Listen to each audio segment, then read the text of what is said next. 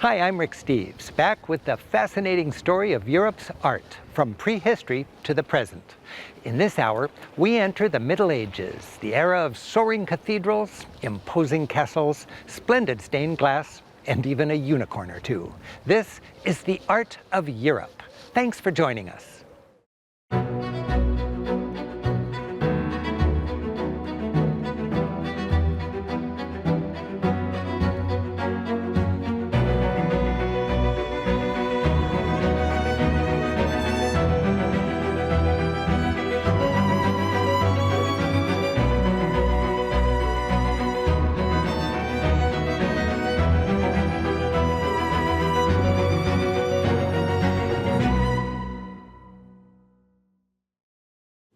The Middle Ages spanned 1,000 years, from about 500 to 1500. The first half was a time of relative poverty and economic stagnation. Then, around the year 1000, Europe rebounded. That story, its turmoil and triumphs, is reflected in the magnificent art and architecture of the age. We start after the fall of Rome, as the flickering flame of civilization was kept alive in monasteries and in fortress-like churches. We'll see how Europe was invigorated by neighbors on the fringes, from Christian Byzantium to Islamic Spain to the pagan Vikings of the north. Then we step into the High Middle Ages, marveling at formidable castles, radiant Gothic cathedrals, and art that both dazzled the faithful and celebrated secular life, as Europeans approached the dawn of a new age. Imagine, it's the year 500. The Roman Empire that had united Europe for centuries was crumbling, leaving a political vacuum. The city of Rome had been sacked, and marauding tribes ravaged the countryside. After Rome fell, Europe was plunged into what used to be called the Dark Ages. The once united empire shattered into small warring kingdoms. Frightened people sought refuge inside crude fortresses, in towns surrounded by thick walls and moats, or atop remote hills. Tilling the fields, most lived their entire lives in a single place, poor and uneducated. For centuries, there was little travel, little trade, no building for the future, almost no progress. People were superstitious, living in fear of dark forces.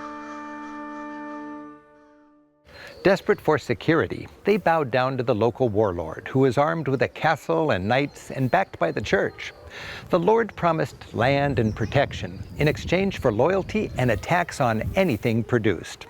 This was part of a societal structure called feudalism, with peasants on the bottom, nobles and bishops in the middle, and the king or queen on top.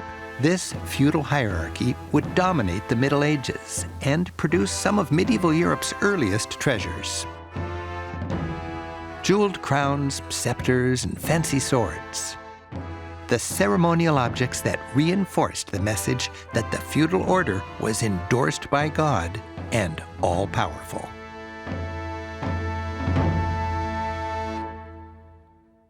During those difficult times, one institution survived from ancient Rome, the Christian Church. It provided both stability and continuity. Roman senators became Christian bishops. The Roman emperor, called the Pontifex Maximus, became the Christian pope, also called the Pontifex Maximus. Rome's language, Latin, lived on as the language of Europe's educated elite. Towering ancient monuments were now capped not by Roman emperors, but by Christian saints. And rather than Caesar, it was Christ, ruling from the all-powerful throne. As Christianity spread across Europe, monasteries and convents, communities of men and women who dedicated their lives to the service of God flourished. In the darkest days of the early Middle Ages, when almost no one could read or write, it was monks who were the scribes and scholars of Europe. Many of these educated elites lived in the remote westernmost corner of Europe. In fact, Ireland was nicknamed the Isle of Saints and Scholars. The earliest monastic communities were small, fortified hamlets of humble huts built like stone igloos. 1,200 years ago, those Irish monks stacked stones to build this chapel. Its finely fitted walls, stone without mortar, still keep out the rain. Monks lived simple lives of work and prayer. More educated than most, they kept alive or developed early technology, like metalworking. Their most important task was meticulously copying sacred texts. In a mostly illiterate world, these monks preserved the knowledge of ancient times with beautifully illustrated books called illuminated manuscripts. Copying books by hand was painstaking work. Ornamenting these pages was an opportunity for the monks to exercise their artistic creativity. They went to great lengths, using powders from crushed bugs and precious stones to get the most vivid colors. They wrote on vellum, calfskin scraped with a knife. This holy book incorporates both Christian imagery and pagan motifs from the indigenous Celtic culture. With their hard work, education, and artistic flair, these monks were keeping literacy alive for Western civilization while creating some of the finest art of the age. Eventually, the monastic movement spread across Europe, growing big, rich, and powerful. Monasteries, housing thousands of monks, were part of a vast Christian network that stretched from Rome to Scotland. Giving the fragmented continent some cohesiveness, they helped set the stage for a new era. As the year 1000 approached, the Europe we know was emerging. Roaming tribes were settling down, starting to define the nations we've come to know. The Franks were becoming France, and the Angles were becoming Angleland, or England. People felt secure enough to plan and build for the future. Europeans were uniting around the Christian faith. People were traveling and trading more. Roads and bridges were built. Industrious businessmen invested in mills, harnessing wind and water power. Humble hamlets of thatched huts in wattle and daub became formidable towns fortified behind protective walls with fine buildings of stone. All this progress was reflected in the art and architecture of the age. With Christianity now dominant, the grandest structures in town were churches, and they were adorned with the community's finest art, done in the first art style to feel proudly European, Romanesque. It was called Romanesque because it tried to capture the grandeur of ancient Rome. Churches featured round Roman-style arches, Roman-style columns, and often even ancient columns scavenged from Roman ruins and recycled. Church architects adopted the pre-Christian basilica floor plan, like the surviving footprint of this ancient Roman court of law, or basilica. It was a rectangular space with side aisles and a central nave, defined by rows of columns leading to the altar. By adding transepts, the building's footprint becomes the shape of a cross. Romanesque churches had the same basic features all over Europe. They were sturdy, with thick walls, squat towers, and small windows. They stood strong. Many even came with crenellations, as if fortresses of God. This Romanesque church in France, built by a particularly austere monastic order, is simple, with a plain facade and unadorned columns, nothing to distract from prayer. The lone statue is a reminder that the church was dedicated to Mary. An ethereal light still bathes the interior. This church in Florence adds another Romanesque feature common in Italy: finely crafted marble in perfect geometric symmetry, symbolizing the perfection of God. The eagle on top, with bags of wool in its talons, reminds worshippers who paid for it all, the Wool Guild.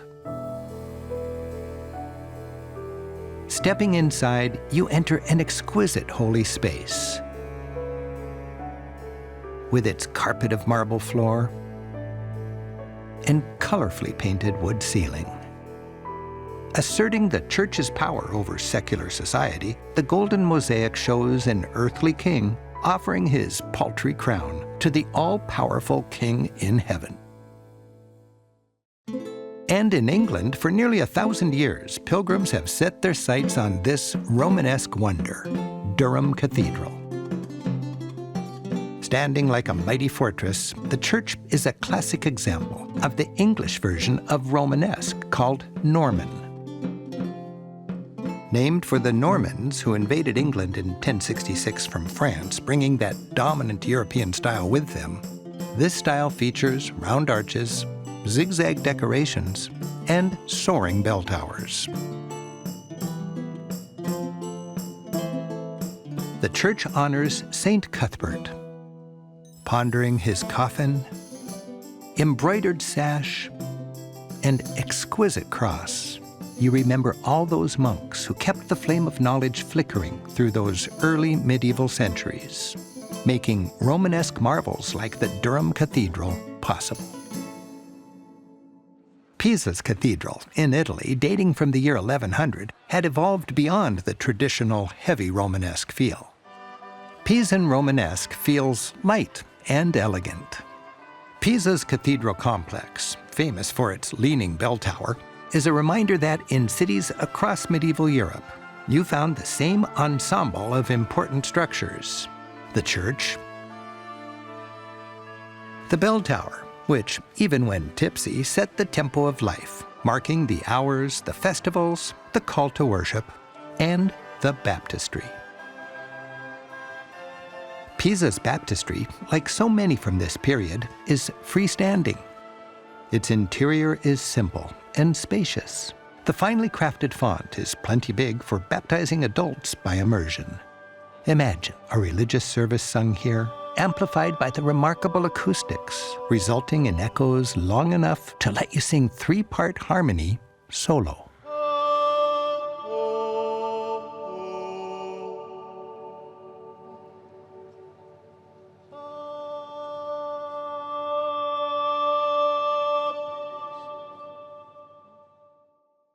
Romanesque churches were filled with beautiful art, and that art served the church. As most people were illiterate, pictures and symbols were used to teach and celebrate the Christian message. The art didn't have to be realistic as long as it inspired worship. The physical church was a sermon in stone. The entrance set the tone. Carved scenes were flat or in low relief and cluttered. Images that told a story. While today Romanesque churches have plain stone walls, many were originally painted.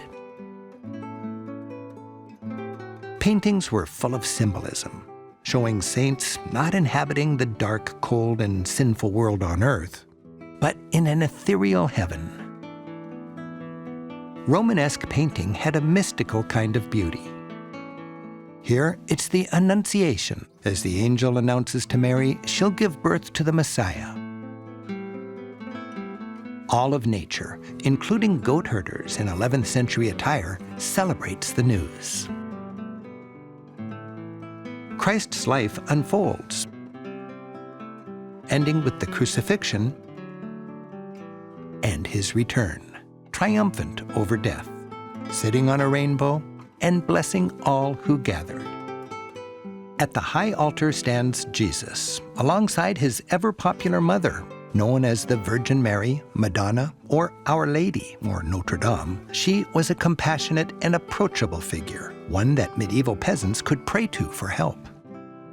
Other imagery showed how the powerful church legitimized the secular ruler, Christ actually crowning the king. They were partners in power, and many would say, partners conspiring to keep the masses down. This exquisite crown of Charlemagne, who in the year 800 was Europe's greatest ruler, came with a cross and the message in Latin, "By Christ, Kings reign." Throughout the Middle Ages, in the Romanesque age as well as the Gothic age that followed, art inspired. It comforted, and it frightened. Vivid Last Judgment scenes scared people into faithfulness. They showed the end of the world when Christ passes judgment on all humankind, giving the ultimate thumbs up or thumbs down. The righteous rise up to heaven, while the wicked are cast down into a horrible, horrible hell ruled by the devil. There they're tormented for eternity by demons, eaten by ogres, and excreted in an eternally miserable cycle. Across Europe and through the centuries, peasants were made fearful by this powerful art, subjected at church to such vivid visions from the moment they walked through the door. In the centuries leading up to this Romanesque age, feudal Europe was mired in the relative darkness of the early Middle Ages. But sophisticated societies thrived to the east and south. Shining like beacons of enlightenment, they inspired and fueled Western Europe's progress. Way back in the 5th century, the Roman Empire had fallen in the west, but it lived on in the east, eventually becoming the Byzantine Empire. Byzantium remained Christian, and its capital was Constantinople, today's Istanbul. Throughout the early Middle Ages, with its imposing walls, for centuries, Constantinople was Europe's leading city, ruling a vast empire that was relatively prosperous and stable. While Western Europe built nothing nearly as grand during this period, Constantinople constructed this magnificent church, Hagia Sophia. The minarets were added later when it became a mosque. Built around the year 500 on the grandest scale possible, it symbolizes Byzantium's glory days. They used ingenious technology, a massive central dome supported by half-domes that was the biggest anywhere, and remained that way for nearly 1,000 years. While a place of Muslim worship today, for centuries, Hagia Sophia functioned as a church, perhaps the most exquisite church in all of Christendom. The church tried to recreate the glory of the Byzantine heaven. The vast interior gives the impression of a golden, weightless shell, gracefully disguising the massive overhead load. 40 arched windows shed a soft light on the interior, showing off the ancient building's Christian legacy that has endured the test of time.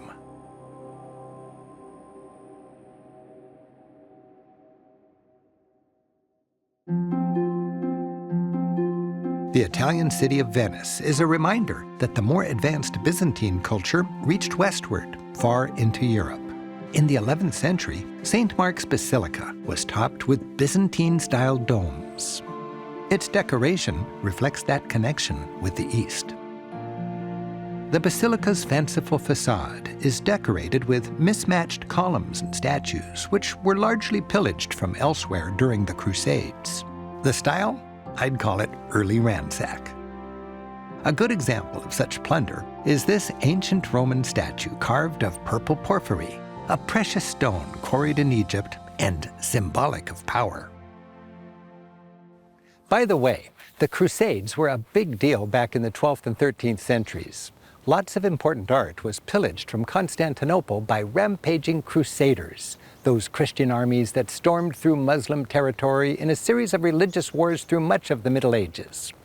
While their mission was to be sure Christian pilgrims had access to their Holy Land in Jerusalem, the so-called Holy Crusades often got sidetracked with the rape, pillage, and plunder dimensions of war.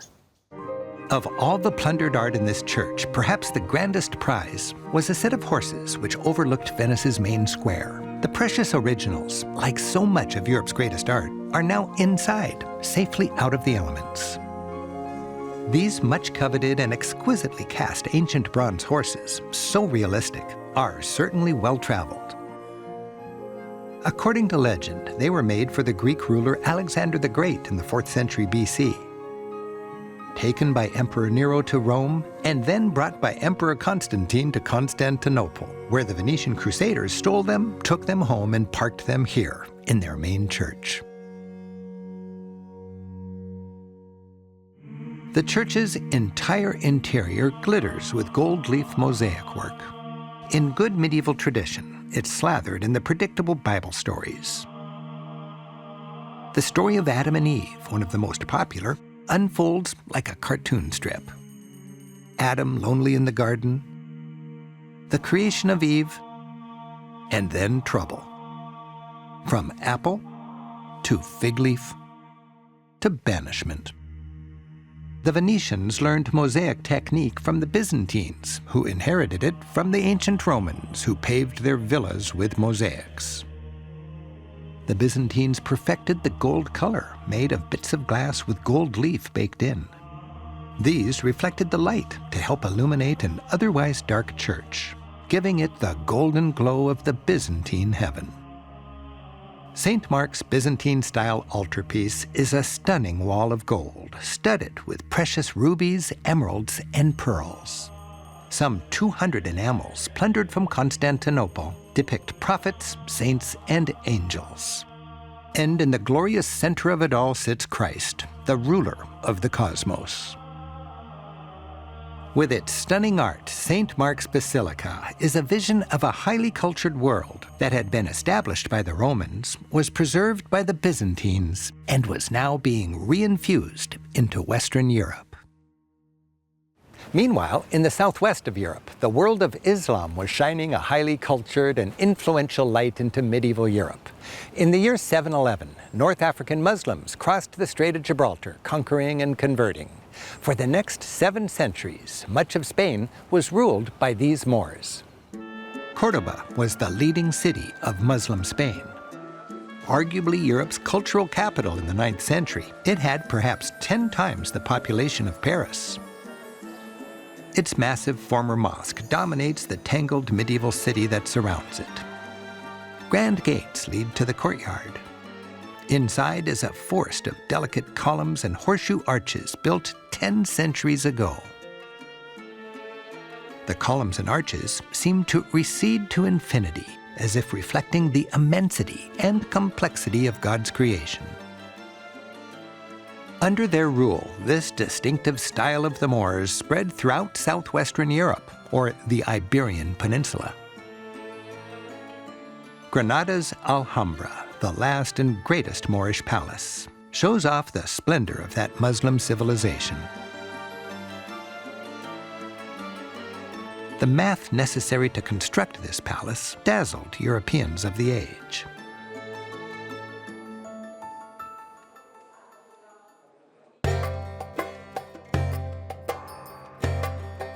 The decor was exquisite, artfully combining both engineering and aesthetics, water and stone. In the throne room, the Sultan would sit regally under an awe-inspiring wooden ceiling. With 8,000 pieces inlaid like a giant jigsaw puzzle, it symbolizes the complexity of Allah's infinite universe. Arabic calligraphy, mostly poems and verses of praise from the Quran, is everywhere.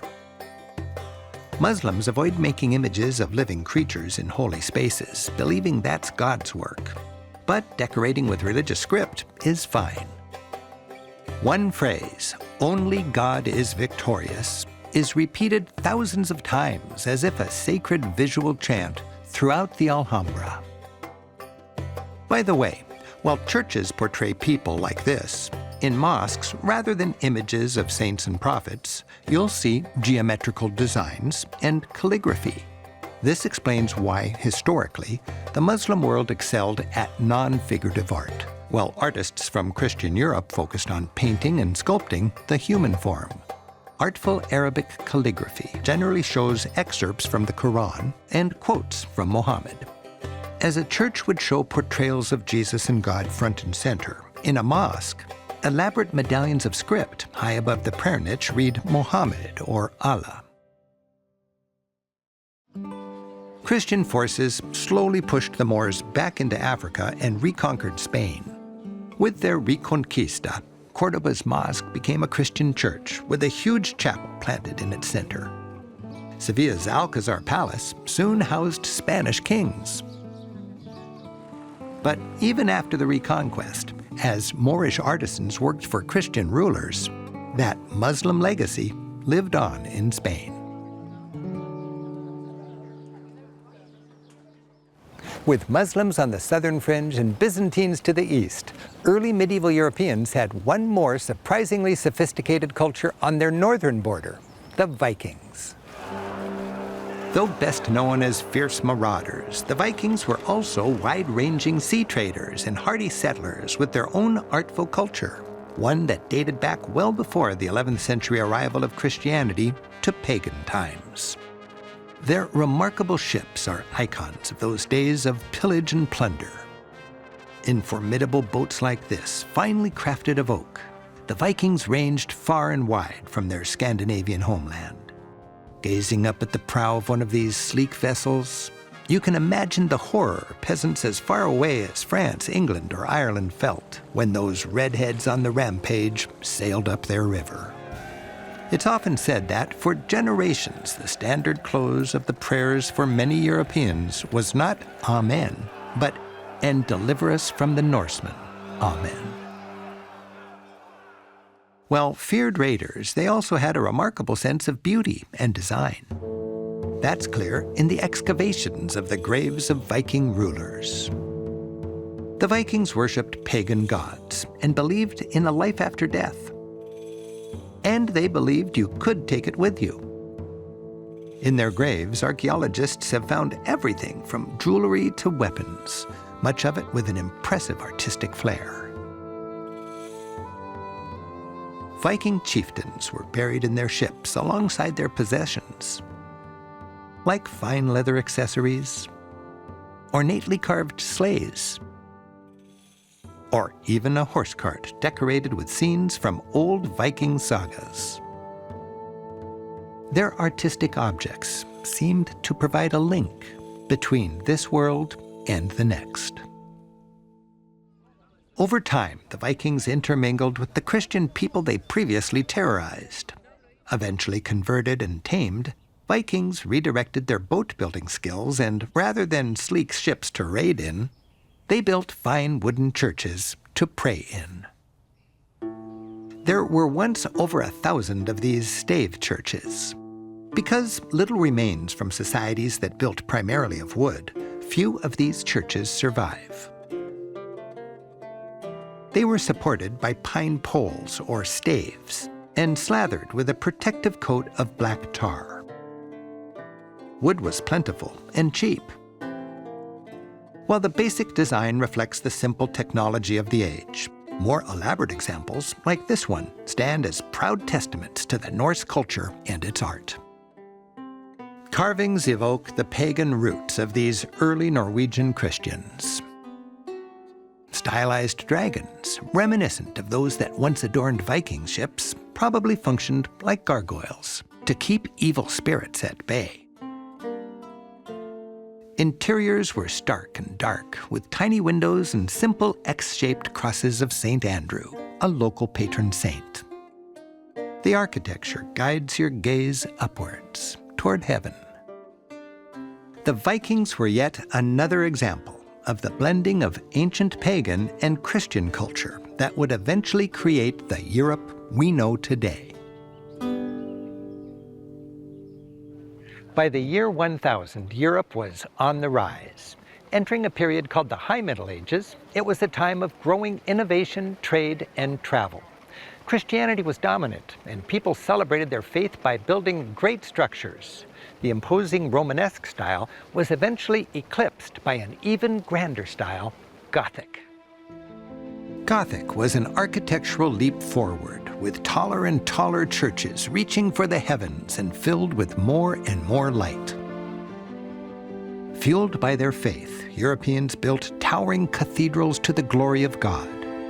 Each community tried to outdo the other, with churches featuring soaring naves, supported by elaborate pointed arches and flooded with light. Gothic seemed to be emblematic of a Europe moving upward and onward. The Gothic style was born in France in the 12th century. The cathedral in Chartres, one of the first greatest and most influential Gothic churches, captures the spirit of this age of faith, as the Middle Ages were nicknamed. Magnificent structures were built by the sweat of peasants, construction projects that dominated entire communities for generations, all for the glory of God. Towering churches like this became sites which, for centuries, broke distant horizons, heartening the weary spirits of approaching pilgrims. Gothic churches were taller and brighter than the earlier Romanesque. They were made with a skeleton of support. The key to Gothic is the pointed arch. A Romanesque church is built with round arches. With a round arch, the weight pushes down. But with a pointed arch, the weight pushes not down, but out. As a tour guide, it's fun to demonstrate this by building a Gothic cathedral out of tourists. You start with 6 columns. These will support the roof with ribs, ignore the elbows, coming together with pointed arches. The key to Gothic is the pointed arch. A Romanesque church is built with round arches. With a round arch, the weight sits squarely on the wall, and it needs to be thick and strong. If a round arch collapses, it falls down. But if you point the arches, suddenly the weight of the roof pushes not down, but out. So rather than thick walls, you need to buttress the building by adding support pushing in. So you need 6 more tourists to be buttresses. With buttresses rather than thick walls supporting the church, the walls are freed to become window holders, letting in more light. To free up even more wall space, you can make the buttresses flying buttresses, with their support flying in with more arches. Are you guys ready for a spire? Yes, we are. Now, when the spire is raised, because of the pointed arches, the weight goes out rather than down. And with buttresses in place, everything is solid. Windows can fill the spaces between the columns, and you've built a Gothic church out of tourists. Yep.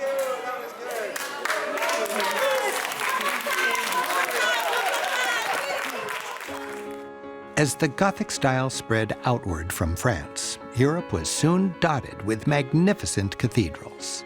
While each had its own personality, all were fundamentally Gothic. With pointed arches, lots of stained glass, and stately statues. Grand entrances came with a heavenly host offering a stony welcome. And multitasking gargoyles served as fancy rain spouts while busy scaring away evil spirits. The style evolved. Over time, churches grew taller and more elaborate. In England, the final flowering of Gothic is called perpendicular, with an emphasis on vertical lines. The original simplicity of ribbed vaults was replaced by elaborate fan vaulting.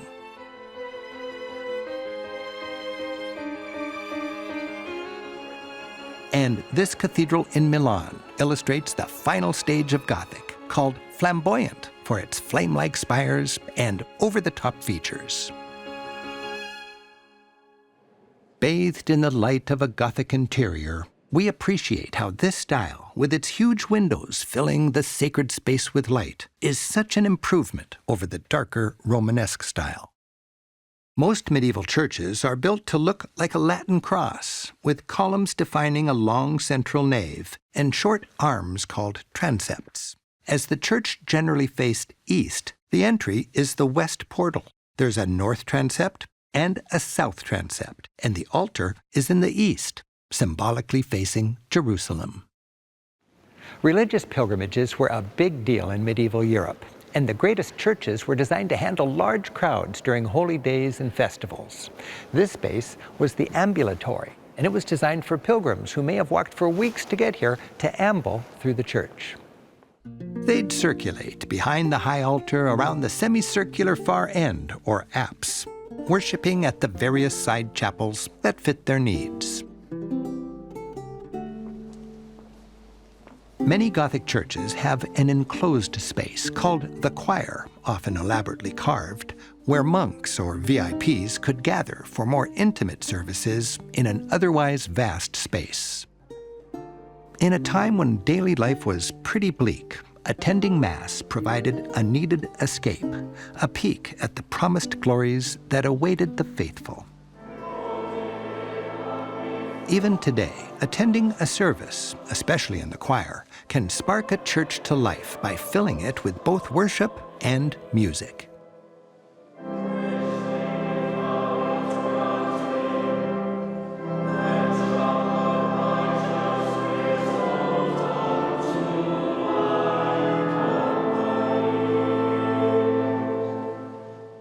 These huge caverns of stone needed to be decorated, and they were filled with the most glorious art of the Gothic world: towering altarpieces, inspiring statues, and the triumph of Gothic, exquisite stained glass. Sainte-Chapelle in Paris is a fine example. In typical Gothic style, the church is a skeleton of support, with buttressed columns, ribs, and pointed arches supporting the stone roof and freeing the walls to be window frames. In this case, to hold Europe's best original 13th century glass. In the Bible, it's clear: light is divine. And with Gothic, light pours through stained glass, turning dark stone buildings into colorful lanterns of light.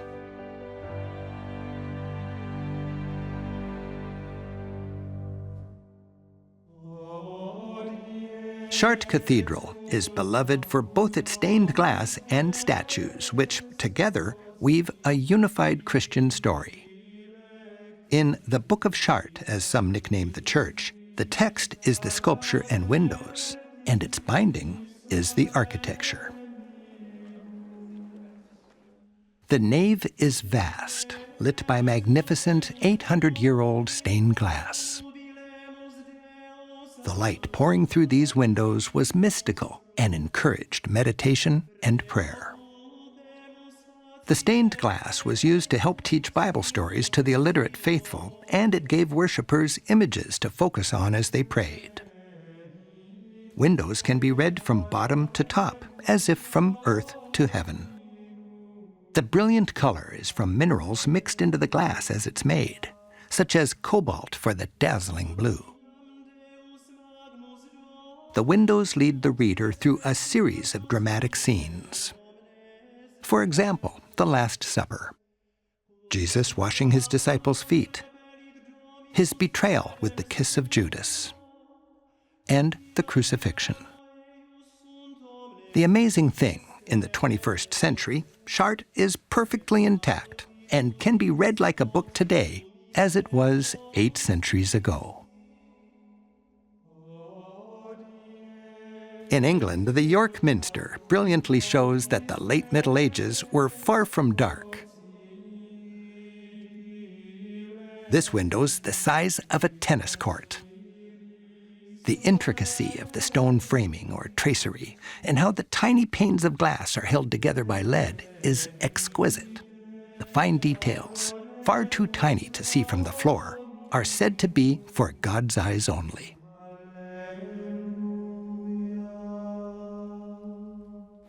As the church was the leading patron of the arts throughout the Middle Ages, it owned the greatest artistic treasures.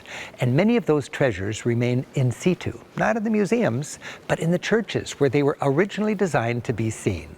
The centerpiece of each church was the altar, generally with an elaborate single piece of art, painted or carved,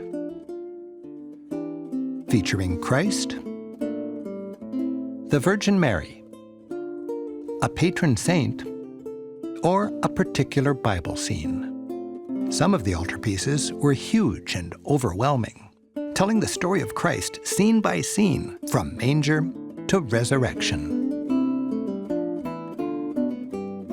And many altarpieces come with panels on hinges. Some have many panels that, when opened, reveal a series of scenes designed to better inspire worship.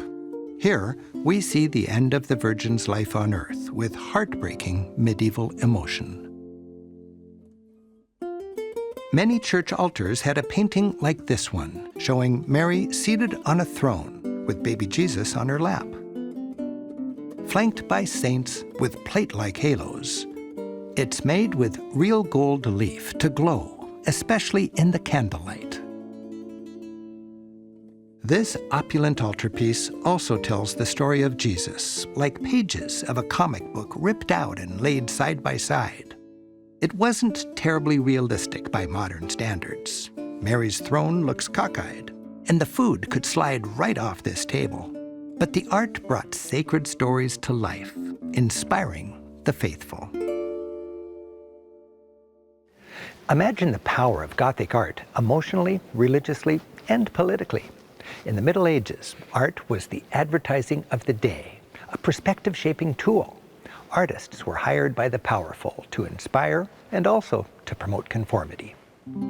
Church art has always had an agenda, to teach by telling stories and through symbolism. Martyrs were known by how they died. Riddled with arrows, Saint Sebastian.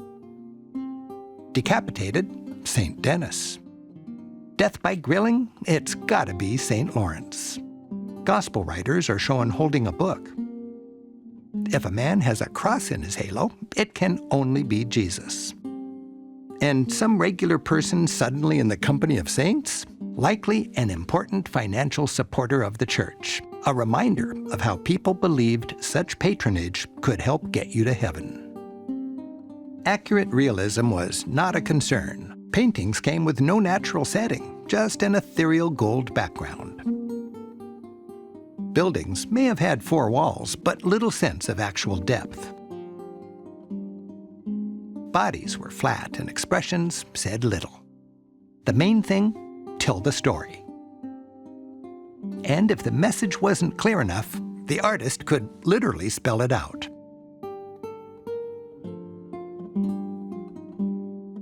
A hellish hot tub taught that people from all walks, nobles, kings, even bishops, can end up in hell. You were reminded that one day your sins would be accounted for, as if written on a ledger. But it wasn't all fire and brimstone. While artists generally worked anonymously, they sometimes injected a little playfulness and personality. This man has a toothache. Another pulls a thorn from his foot. And here, a farmer clobbers a thief so hard his hat falls off. Medieval pulpits, from where the priest preached, were often masterpieces in themselves, with finely carved Bible stories and symbols that reinforced the gospel message. Readings were figuratively and literally supported by venerable leaders of the faith. Church treasuries are like museums, safely protecting jewel-encrusted gold and silver, featuring dazzling workmanship, war trophies, and priceless gifts, like this gold-encrusted unicorn tusk.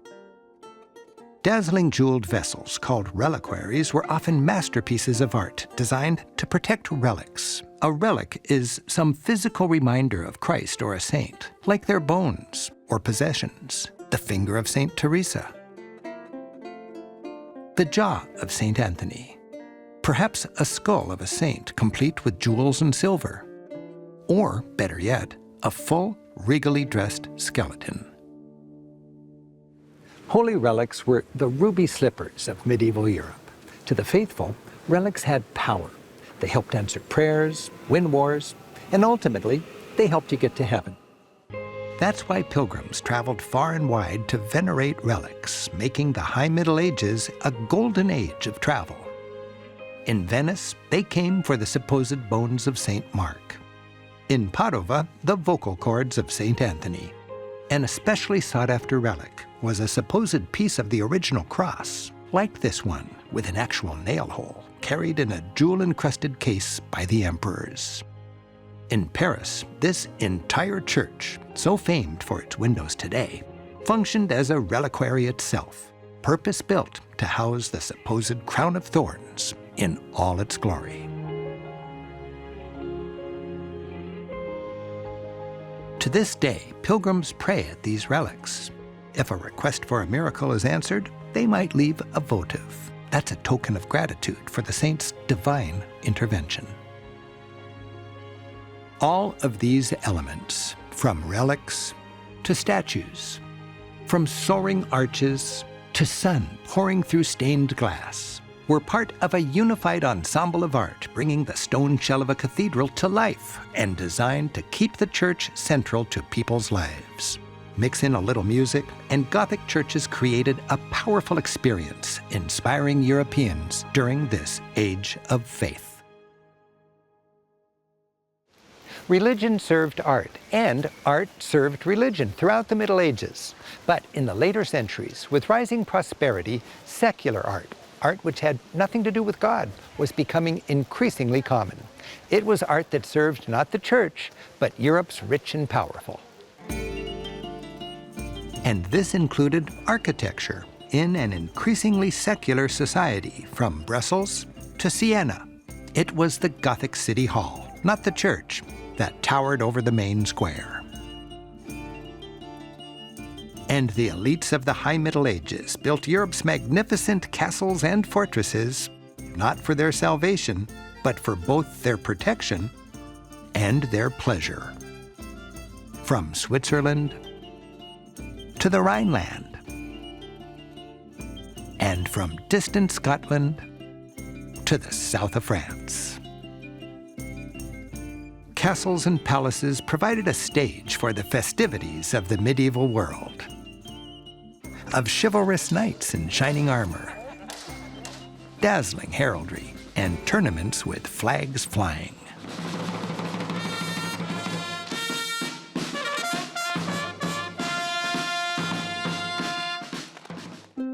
And with Europe's newfound wealth, these fortified palaces were decorated with increasingly secular art. Rather than saints and Bible lessons, this noble family wanted voluptuous swoops and curls, a fantasy of elves, jesters, archers, and fruity symbols of fertility. Tapestries on the wall both warmed the stone rooms and brightened the atmosphere, with colorful scenes that shared the feudal lord's perspective on current events, taught morals, and told folk tales. This series of tapestries, from a slightly later age, gives us a peek into the everyday lives of ordinary people. With captions in Old French, it cleverly spins a story of youthful lustiness that shatters stereotypes of medieval piety. A shepherd girl cradles a bowl of soup in her lap. The flirtatious shepherd cuts a slice of bread and, as the text reads, saucily asks if he can dip into the goodies in her lap. Another woman brazenly strips off her socks to dangle her feet in the water. Couples freely dance together under the apple tree of temptation and around a bagpipe, symbolic back then of hedonism. Where does all this wantonness lead? Marriage. Music plays, the table's set, and the meat's on the barbecue as the bride enters with her groom. The bride smiles bravely, closely escorted by two men, while the scared groom gulps nervously. Tapestries were designed by Europe's best artists and woven from rich fabrics in high-tech for-the-day factories. They became a distinctly medieval art form. This exquisite series captures Europe's blossoming appreciation for sheer beauty at the end of the Middle Ages. It's a celebration of all the senses. There's taste. A woman takes candy from a servant's dish to feed to her parakeet, while the little dog licks his lovingly woven chops. Hearing, the elegant woman plays sweetly on an organ, calming an audience of wild beasts. In this fanciful world, humans and their fellow creatures live in harmony in an enchanted garden. Sight. The unicorn cuddles up and looks at himself in the lady's mirror, pleased with what he sees. The lion turns away and snickers. Touch. That's the most basic and dangerous of the senses. Here, the lady strokes the unicorn's horn, and the lion looks out at us to be sure we get the double entendre. Medieval Europeans were enjoying the wonders and physical pleasures of life. The words on Our Lady's tent read, "To my soul desire." What is her only desire? Is it jewelry? Or is she putting the necklace away and renouncing material things? Is it God? Love? The unicorn and lion open the tent. Is she going in to meet the object of her desire? Or just stepping out to embrace the world?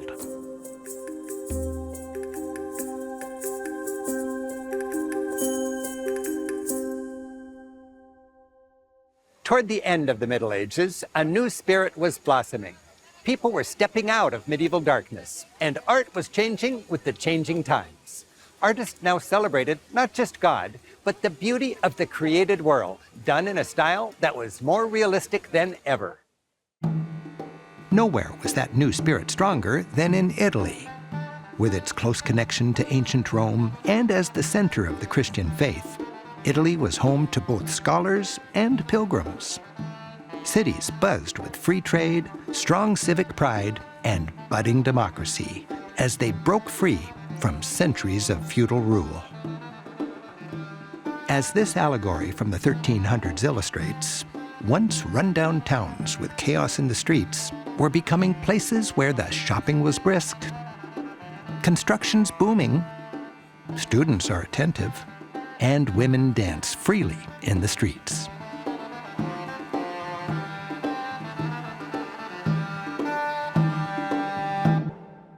In his hometown of Assisi, St. Francis was challenging the corruption of his church. His values are depicted in art, which decorates the basilica built in his name.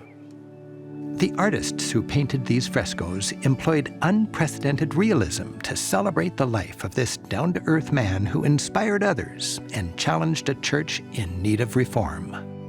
Leading artists of the day, including the groundbreaking artist Giotto, depicted Francis's life story with dignity, raising this humble friar to saintly status.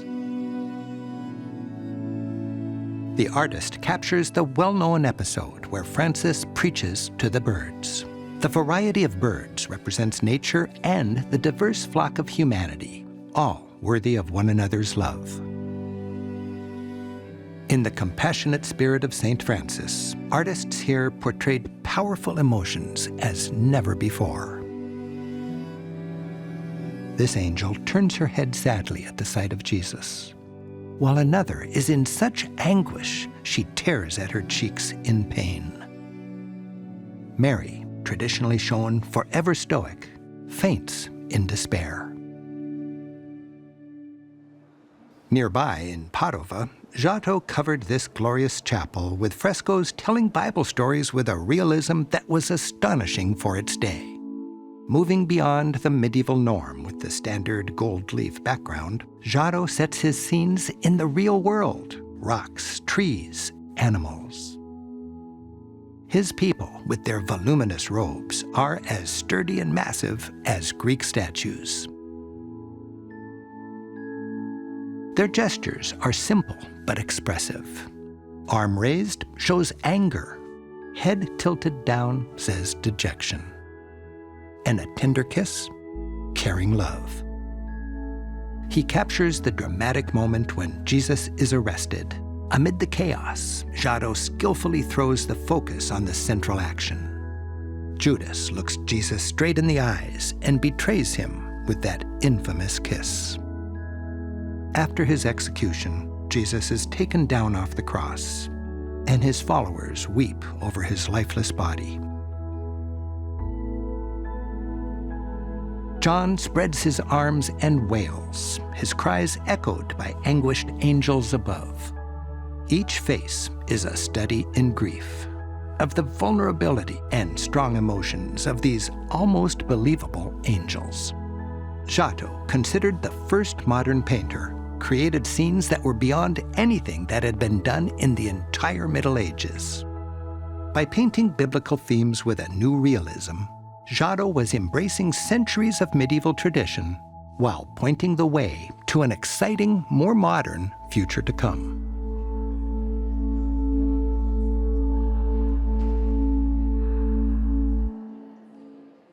After 1,000 years of Middle Ages, Europe had been through a lot. From the fall of Rome and centuries of turmoil to the rise of Christianity and kings. Through it all, Europeans created beautiful art. Now, they were emerging, primed for a cultural explosion, a rebirth that would change the world. And that Renaissance is another story. Thanks for joining us. I'm Rick Steves, celebrating the art of Europe.